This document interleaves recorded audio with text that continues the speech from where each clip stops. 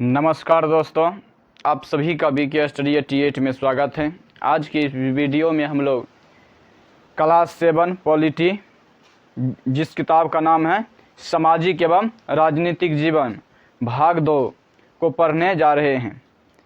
दोस्तों, आप सभी से आग्रह है कि अगर चैनल पर पहली बार आए हैं तो चैनल को सब्सक्राइब करें, वीडियो को लाइक करें और वीडियो को अपने दोस्तों के साथ साझा करें। तो चलिए किताब को स्टार्ट करते हैं। उससे पहले विषय सूची को देख लेते हैं। विषय सूची में इकाई 1 का नाम है भारतीय लोकतंत्र में समानता। इसमें अध्याय 1 समानता है, जिसके बारे में आज हम पढ़ने जा रहे हैं। तो चलिए पहला अध्याय स्टार्ट करते हैं। इकाई 1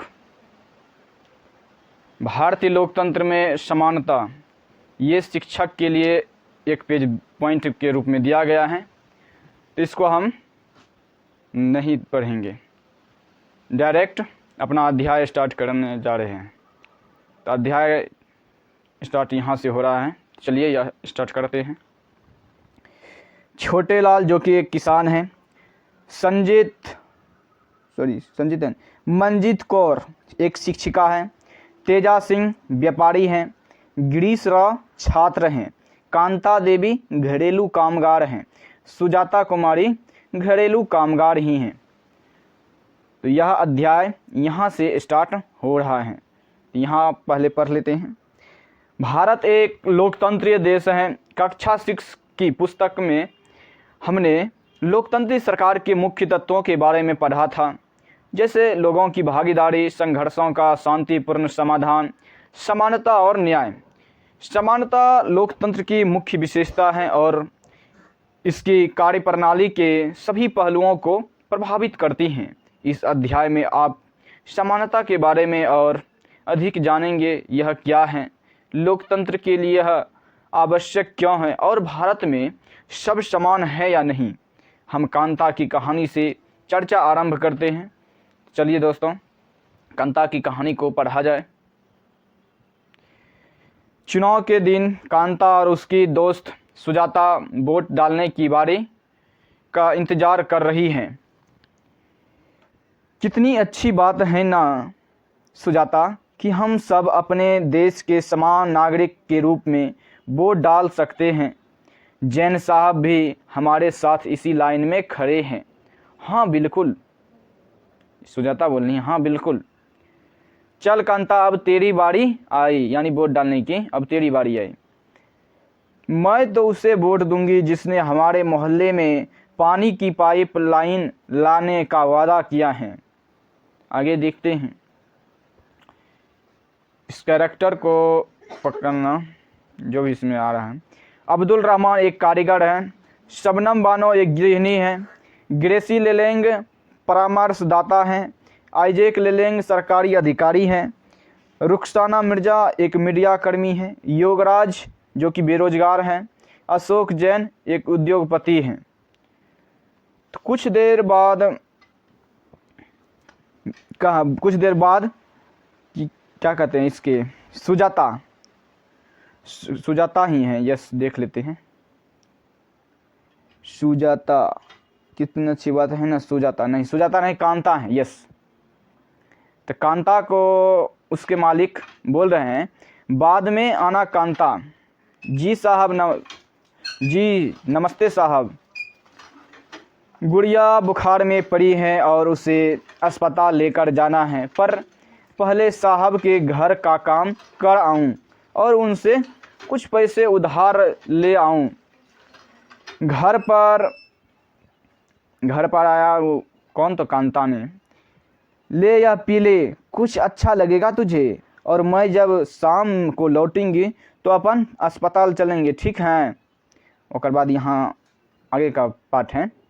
गुड़िया बार बार बीमार नहीं पड़ेगी तो और क्या होगा, इस बस्ती में तो कभी साफ सफाई होती ही नहीं है।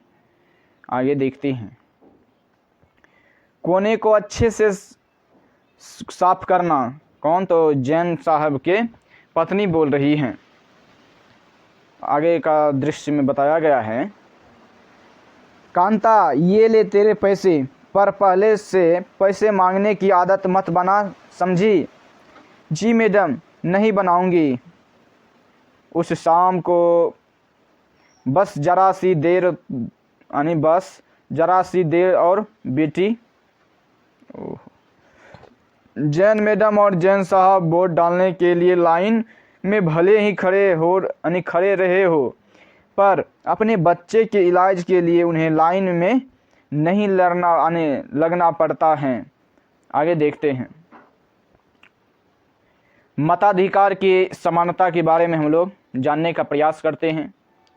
कहानी का प्रारंभ कांता के वोट देने की लाइन में खड़े होने से होता है। पुनः उन विभिन्न लोगों की ओर देखो जो उसके साथ लाइन में खड़े हैं। कांता अपने मालिक अशोक जैन को पहचान लेती है और अपने पड़ोस छोटे लाल को भी। भारत जैसे एक लोकतंत्रीय देश में सब वयस्कों को मत देने का अधिकार है, चाहे उनका धर्म कोई भी हो, शिक्षा का स्तर या जाति कुछ भी हो, वे गरीब हो या अमीर हो। इसे जैसे कि आप पिछले वर्ष की पुस्तक में पढ़ चुके हैं कि सार्वभौमिक वयस्क मताधिकार इसे कहा जाता है। यह सभी लोकतंत्रों का आवश्यक पहलू है। सार्वभौमिक वयस्क मताधिकार का विचार समानता के विचार पर आधारित है, क्योंकि यह घोषित करता है कि देश का हर वयस्क स्त्री पुरुष, चाहे उसका आर्थिक स्तर या जाति कुछ भी क्यों ना हो, एक वोट का हकदार है। कांता वोट देने के लिए बहुत उत्सुक है और यह देखकर बहुत खुश है कि वह अन्य सबके बराबर हैं, क्योंकि उन सबके पास भी एक ही वोट हैं। परंतु जैसे जैसे दिन बीतता जाता है, कांता के मन में समानता के वास्तविक अर्थ के बारे में शंका होने लगती है।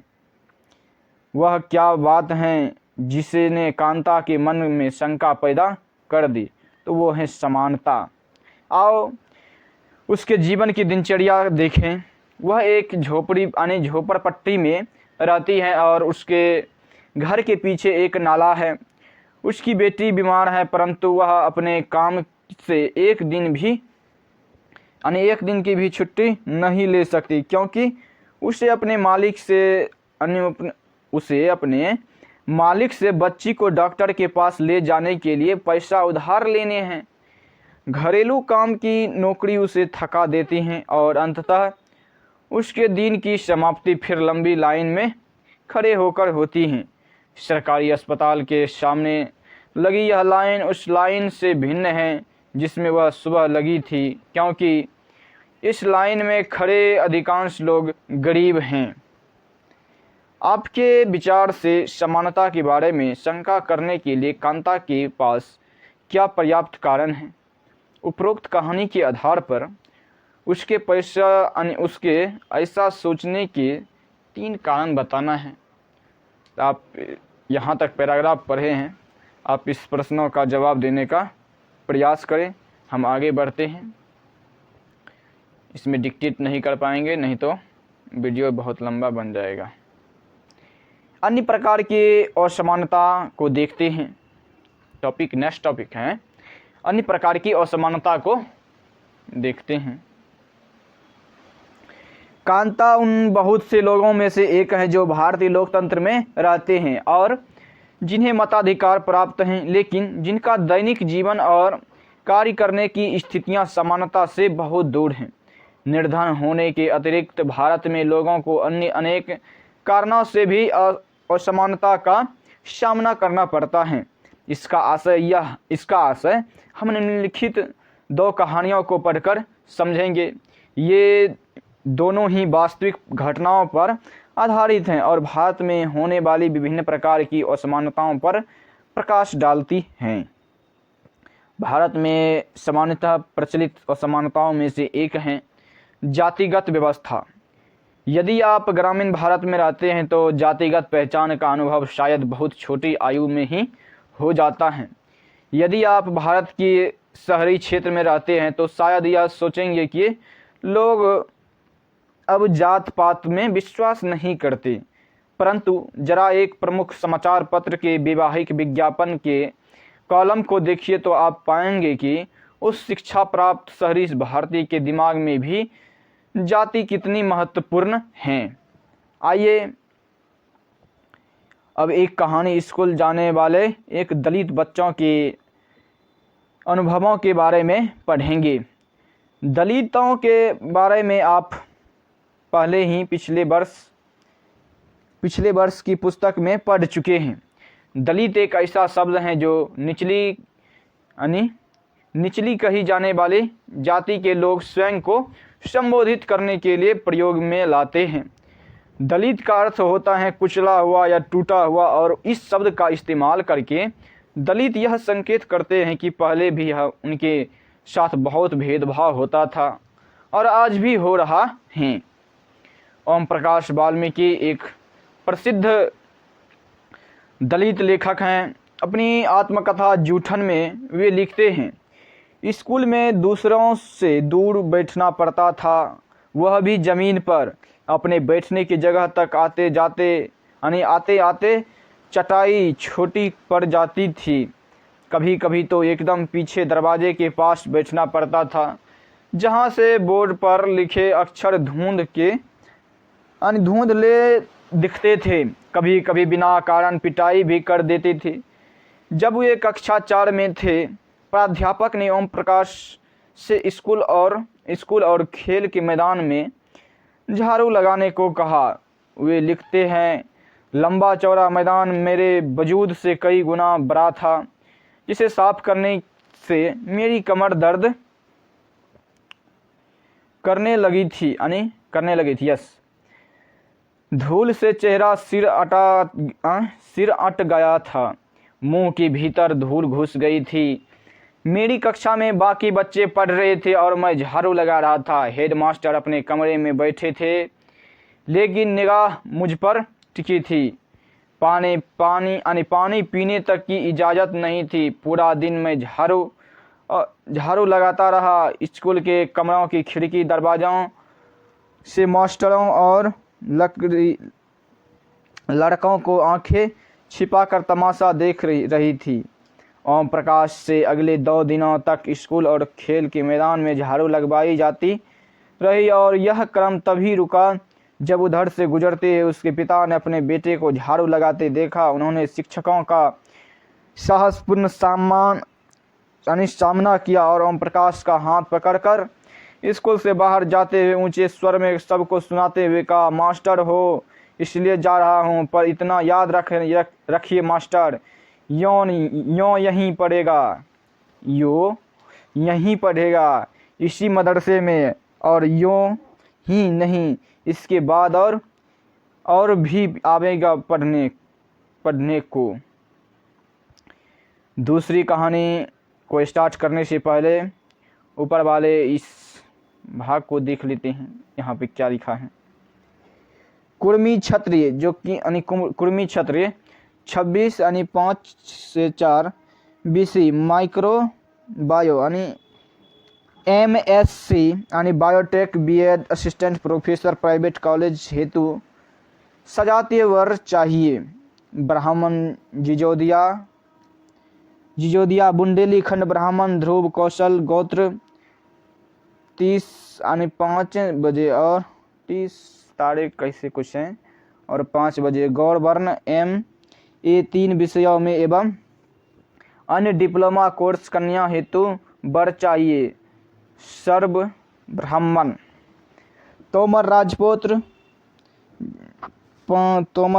30 या 5/9।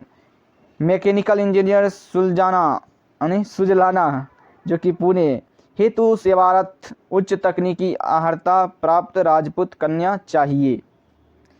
25 या 5 minute 3 second. Slim Gauri BA computer science Chhattisgarhi. Agarwal कन्या के लिए स्वजाति मैचिंग वर चाहिए। वाह क्या बात है जी, ऐसा तो पहली बार मैंने देखे। ऊपर दिए गए व्यवहारिक विज्ञापनों में जाति की सूचना देने वाले अंशों पर गोला बनाइए। क्या बात है जी, बनाते हैं। कुर्मी क्षत्रिय, ये ठीक है जी।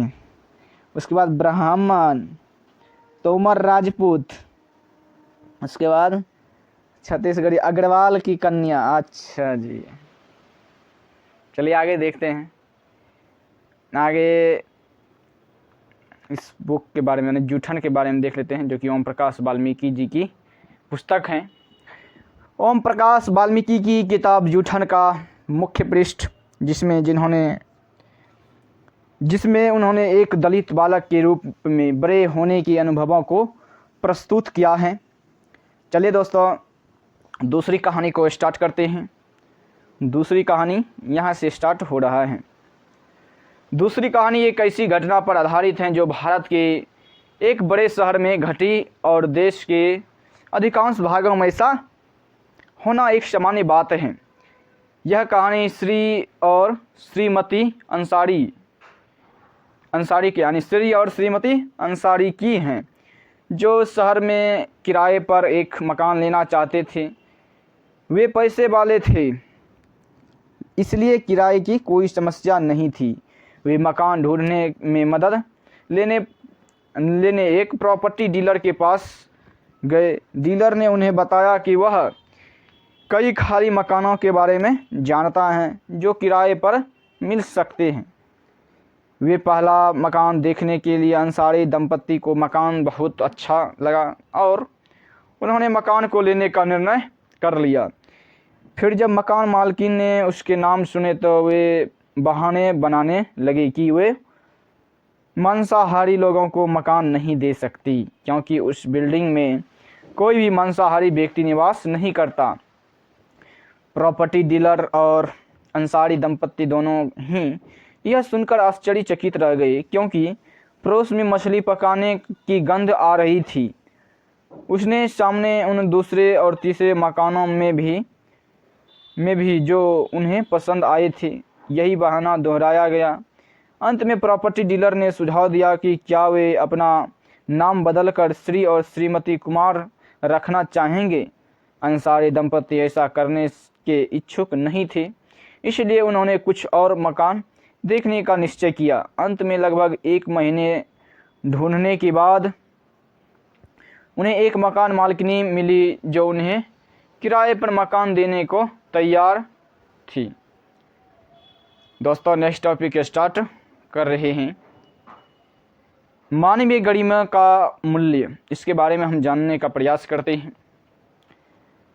अब तक आप समझ गए होंगे कि प्रायः कुछ लोगों के साथ असमानता का व्यवहार बस इस कारण होता है कि उसका जन्म किस जाति, लिंग या धर्म में हुआ और वे उच्च वर्ग के हैं या मध्यम वर्ग या निम्न वर्ग के हैं। ओम प्रकाश वाल्मीकि और अंसारी परिवार के साथ असमानता का व्यवहार जातिगत और धर्मगत कारणों से हुआ। जब लोगों के साथ असमानता का व्यवहार होता है तो उनके सम्मान को ठेस पहुंचती है। ओम प्रकाश वाल्मीकि तथा अंसारी दंपत्ति के साथ किए गए व्यवहार के कारण उनकी गरिमा को ठेस पहुंची। ओम प्रकाश वाल्मीकि को उनकी जाति के कारण स्कूल में झाड़ू लगवाकर शिक्षकों और छात्रों ने उनका सम्मान को बुरी तरह आहत किया और उन्हें यह महसूस कराया कि वे विद्यालय के अन्य छात्रों के समान नहीं, उनसे कमतर हैं। बच्चा होने के कारण ओम प्रकाश वाल्मीकि स्वयं इस बारे में अधिक कुछ नहीं कर सके,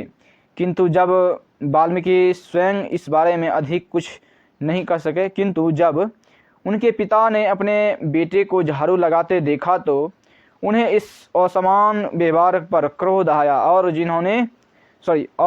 उन्होंने शिक्षकों के समक्ष विरोध प्रकट किया। जब लोगों ने अंसारी दंपत्ति को अपना मकान किराए पर देने से इनकार कर दिया तब उनके सम्मान को भी चोट पहुंची। फिर जब प्रॉपर्टी डीलर ने उन्हें नाम बदलने का सुझाव दिया तब उसके आत्मसम्मान ने उन्हें ऐसा करने से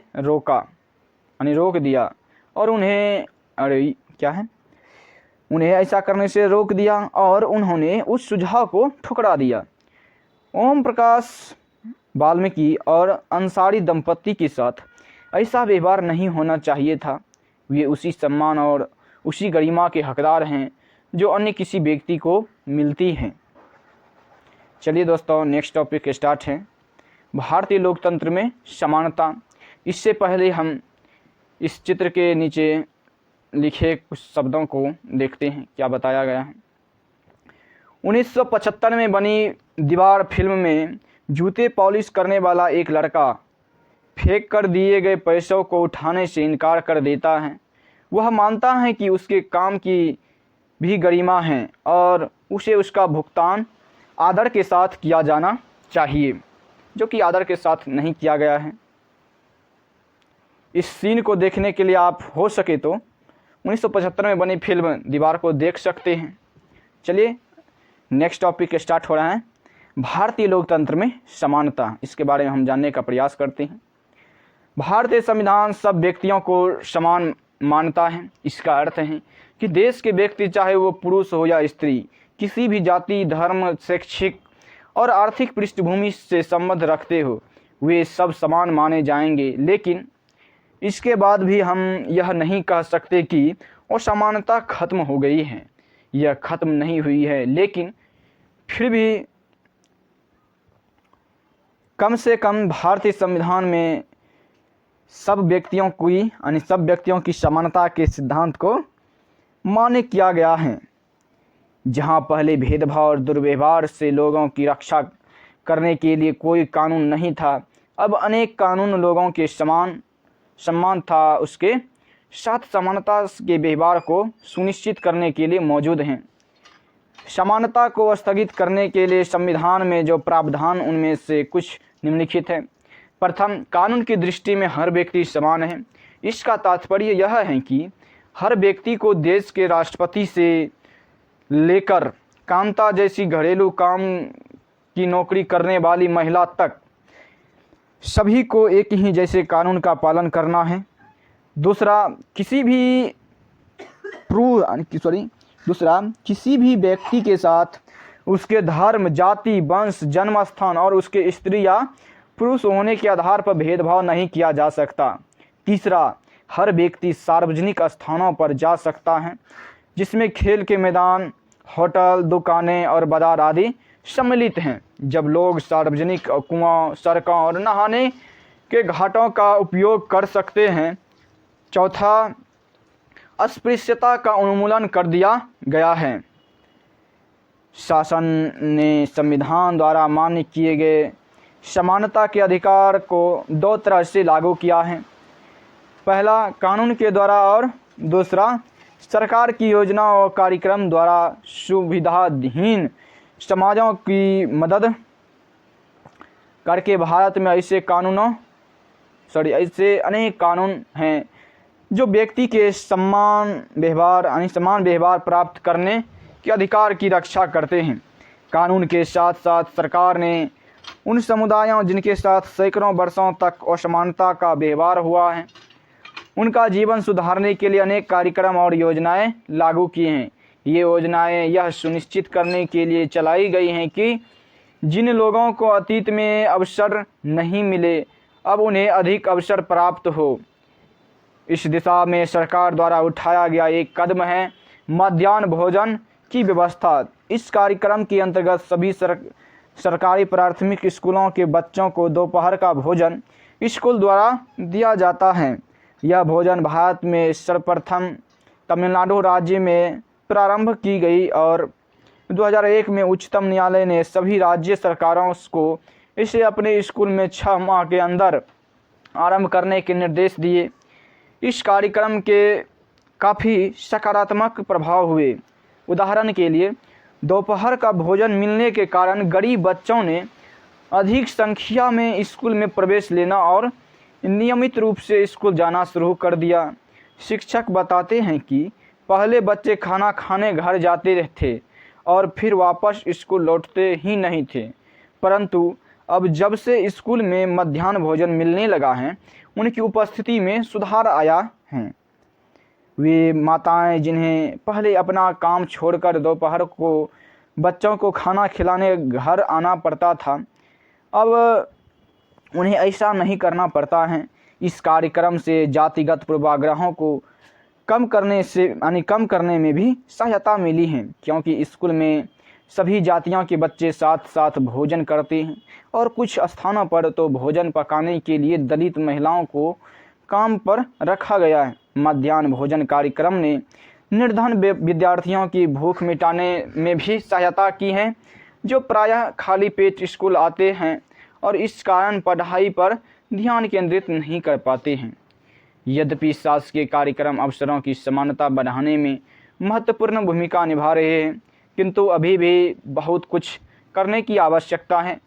मध्याह्न भोजन कार्यक्रम ने निर्धन बच्चों का स्कूल में प्रवेश और उनकी उपस्थिति तो बढ़ा दी, लेकिन फिर भी इस देश में स्कूल जहां अमीरों के बच्चे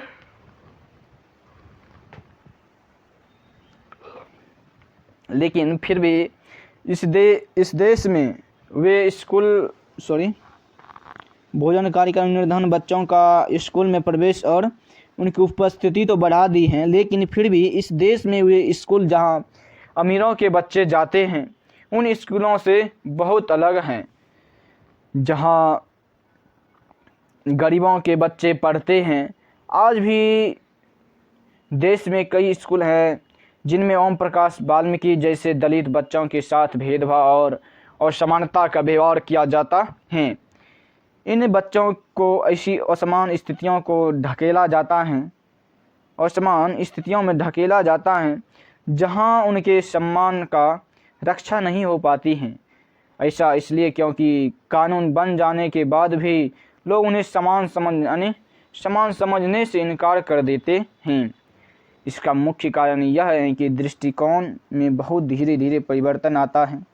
यद्यपि लोग यह जानते हैं कि भेदभाव का व्यवहार कानून के विरुद्ध है, फिर भी वे जाति, धर्म, अपंगता, आर्थिक स्थिति और महिला होने के आधार पर लोगों से असमानता का व्यवहार करते हैं। वर्तमान दृष्टिकोण को बदलना तभी संभव है जब लोग यह विश्वास करने लगे कि कोई भी कमतर नहीं है और हर व्यक्ति सम्मानजनक व्यवहार का अधिकारी है। प्रजातांत्रिक समाज में समानता स्थापित करना एक सतत संघर्ष है, जिसमें व्यक्तियों और विभिन्न समाजों को सहयोग देना है। इस पुस्तक में आप इसके बारे में और अधिक पढ़ेंगे। चलिए दोस्तों, नेक्स्ट टॉपिक स्टार्ट करने से पहले ऊपर बॉक्स वाले पॉइंट को भी देख लेते हैं। यहाँ तो बॉक्स वाले पॉइंट तक देखा थी, चित्र वाले पॉइंट तक देख ली थी, यहाँ देखते हैं।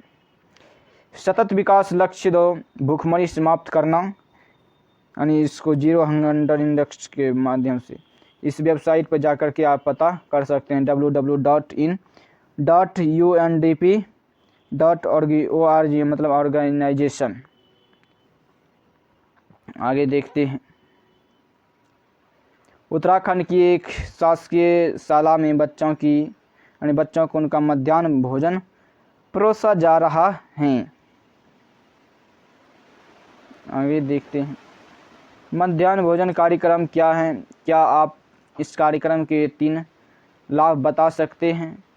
3 लाभ यही है कि गरीब बच्चे जिनको कभी भोजन, मान लीजिए भोजन के लिए तरसता था, तो उनको एक लाभ हो गया। उसके बाद इस भोजन के माध्यम से बहुत विद्यार्थी पढ़ने के लिए भी चले आते हैं। और इसका ये लाभ है कि पहले यानी मध्याह्न भोजन कार्यक्रम से पहले अगर जहाँ दोपहर वाले भोजन के लिए बच्चों को घर भेजा जाता था तो बच्चा आते ही नहीं थे, लेकिन ये मध्याह्न भोजन के कारण बच्चे स्कूल में ही रह जाते हैं, जिससे कि देश की शिक्षा व्यवस्था को सुधार में एक प्लस पॉइंट की तरह देखा जाता है। आपके विचार से यह कार्यक्रम किस प्रकार समानता की भावना बढ़ा सकता है? हाँ, बहुत अच्छा है। समानता की भावना इस प्रकार बढ़ा रहा है क्योंकि वहाँ पर सभी जाति धर्म के लोग एक साथ बैठ कर के पढ़ते हैं। उसके बाद खाना भी खाते हैं, तो एक साथ बैठ कर के बच्चे अपना खाना खाते हैं। उस वक्त उसके दिमाग में कदापि नहीं रहता है वह नीचे जाति से हैं, हम अमीर हैं, हम ऊंचे जाति से हैं, ऐसा भावना नहीं रहता है और एक समान होकर के खाते पीते पढ़ते हैं, तो समानता की भावना यहाँ पर जुड़ जाता है। चलिए दोस्तों, ज़्यादा हम डिक्टेट नहीं कर पाएंगे, सिर्फ पढ़ते हुए चल जाते हैं। अपने क्षेत्र में लागू की गई किसी एक सरकारी योजना के बारे में पता लगाइए। इस योजना में क्या किया जाता है, यह किसके लाभ के लिए बनाई गई हैं। आप पता करके बोल सकते हैं, लिख सकते हैं। चलिए B.R. अम्बेडकर के बारे में कुछ जानने का प्रयास करते हैं। अपने आत्मसम्मान को दांव पर लगाकर जीवित रहना अशोभनीय है। आत्मसम्मान जीवन का सबसे जरूरी हिस्सा है। इसके बिना व्यक्ति नगण्य है। आत्मसम्मान के साथ जीवन बिताने के लिए व्यक्ति को कठिनाइयों पर विजय प्राप्त करनी होती है। केवल कठिन और निरंतर संघर्ष से ही व्यक्ति बल, विश्वास और मान्यता प्राप्त कर सकता है। मनुष्य नाशवान है। हर व्यक्ति को किसी न किसी दिन मरना है, परंतु व्यक्ति को यह संकल्प लेना चाहिए कि वह अपने जीवन का बलिदान आत्मसम्मान के उच्च आदर्शों को विकसित करने और अपने मानव जीवन को बेहतर बनाने में करेगा। किसी साहसी व्यक्ति के लिए आत्मसम्मान रहित जीवन जीने से अधिक अशोभनीय और कुछ नहीं है। आगे देखते हैं जो कि B.R. अम्बेडकर ने लिखे थे। चलिए दोस्तों, नेक्स्ट टॉपिक स्टार्ट हो रहा है। अन्य लोकतंत्रों में समानता के मुद्दे, इसके बारे में पढ़ते हैं। शायद आप सोच रहे होंगे कि क्या भारतीय लोकतंत्र ही ऐसा है जहां असमानता का अस्तित्व है, जहां समानता के लिए संघर्ष जारी है।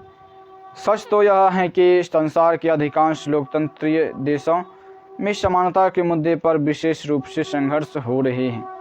उदाहरण के लिए संयुक्त राज्य अमेरिका में अफ्रीकी अमेरिकन लोग, जिनके पूर्वज गुलाम थे और अफ्रीका से लाए गए थे, वे आज भी अपने जीवन को मुख्य रूप से असमान बताते हैं। जबकि 1950 के अंतिम दशक में अफ्रीकी अमेरिकनों को समान अधिकार दिलाने के लिए आंदोलन हुआ। इससे पहले अफ्रीकी अमेरिकनों के साथ संयुक्त राज्य में बहुत असमानता का व्यवहार होता था और कानून भी उन्हें समान नहीं मानता था। उदाहरण के लिए, बस ये यात्रा करते समय उन्हें बस में पीछे बैठना पड़ता था, या जब भी कोई गोरा आदमी बैठना चाहते उन्हें अपनी सीट से उठ जाना पड़ता था। आगे देखते हैं।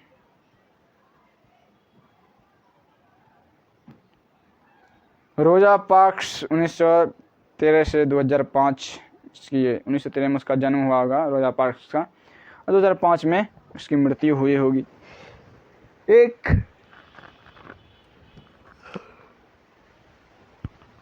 अफ्रीकी अमेरिकन महिला थी। 1 दिसंबर 1955 को दिन भर काम करके थक जाने के बाद बस में उन्होंने अपनी सीट एक गोरे व्यक्ति को देने से मना कर दिया। उस दिन उनके इनकार से अफ्रीकी अमेरिकनों के साथ असमानता को लेकर एक विशाल आंदोलन प्रारंभ हो गया, जो नागरिक अधिकार आंदोलन सिविल राइट्स मूवमेंट कहलाया। सिविल राइट्स मूवमेंट के बारे में आप गूगल पर सर्च करके इसके बारे में जानने का प्रयास करें, यह भी पूछा जाता है।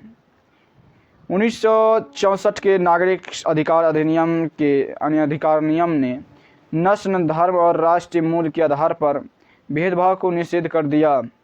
इसने यह भी कहा कि अफ्रीकी अमेरिकन के बच्चों के लिए सब स्कूल को दरवाजे खोले जाएंगे और उन्हें उन अलग स्कूलों में नहीं जाना पड़ेगा जो विशेष रूप से केवल उन्हीं के लिए खोले गए थे।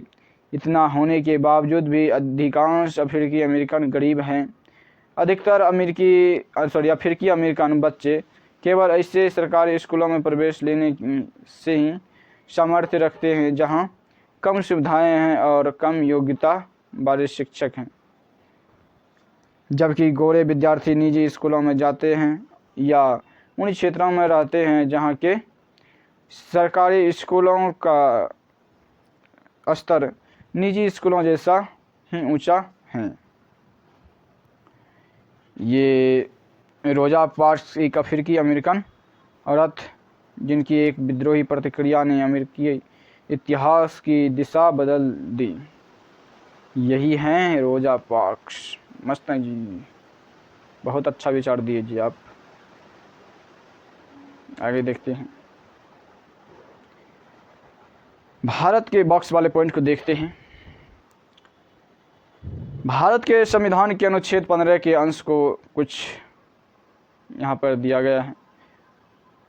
धर्म, मूल, वंश, जाति, लिंग या जन्म स्थान के आधार पर विभेद का प्रतिषेध है। नंबर 1, राज्य किसी नागरिक के विरुद्ध केवल धर्म, मूल, वंश, जाति, लिंग, जन्म स्थान या इनमें से किसी के आधार पर कोई भेदभाव नहीं करेगा। 2,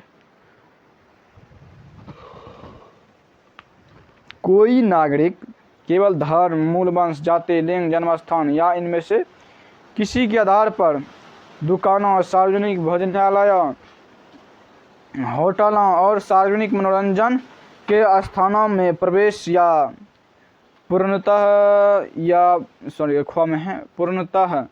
या भागतः राजनिधि से पोषित या साधारण जनता के प्रयोग के लिए समर्पित कुओं, तालाबों, स्नान घाटों, सड़कों और सार्वजनिक समागमों के स्थानों में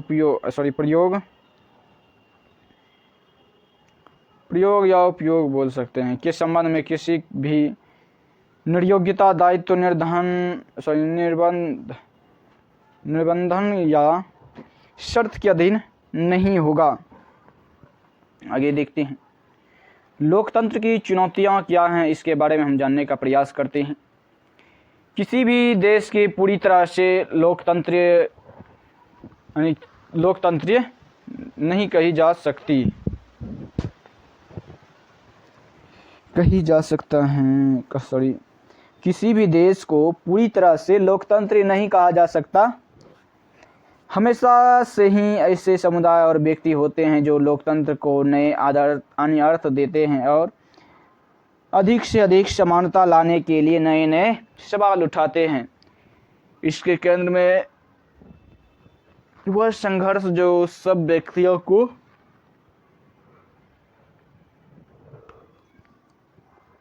समानता और समान दिलाने का पक्षधर है।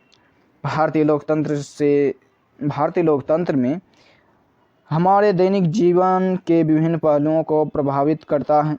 इन पाठों को पढ़ते हुए विचार कीजिए कि क्या सब व्यक्तियों की समानता और उनके आत्मसम्मान को ऊंचा रखने के लिए भावना को लोग स्वीकार कर रहे हैं या नहीं। दोस्तों, यह अध्याय समाप्त हो गया है। इसमें कुछ शब्द संकलन है, इसको देख लेते हैं। सार्वभौमिक वयस्क मताधिकार के बारे में बताया गया है। यह लोकतंत्र समाज का अत्यंत महत्वपूर्ण पहलू है। इसका अर्थ है कि सभी वयस्क यानी 18 वर्ष या एवं उससे अधिक आयु के नागरिकों को वोट देने का अधिकार है, चाहे उनकी सामाजिक या आर्थिक पृष्ठभूमि कुछ भी हो। गरिमा के बारे में बताया है। इसका तात्पर्य अपने आप को और दूसरे व्यक्तियों को समान योग्य समझने से हैं। संविधान यह वह दस्तावेज हैं जिसमें देश की जनता व सरकार द्वारा पालन किए जाने वाले नियमों और अधिनियमों को निरूपित किया गया है। नागरिक अधिकार आंदोलन एक आंदोलन जो संयुक्त राज्य अमेरिका में 1950 के दशक के अंत में प्रारंभ हुआ और जिसमें अमेरिकन लोगों ने नस्लगत भेदभाव को समाप्त करने और समान अधिकारों की मांग की। आगे देखते हैं। दोस्तों, यहाँ पर यह अध्याय समाप्त हो गया है। आप सभी से आग्रह है कि अगर चैनल पर पहली बार आए हैं तो चैनल को सब्सक्राइब करें, वीडियो को लाइक करें और वीडियो को अपने दोस्तों के साथ साझा करें।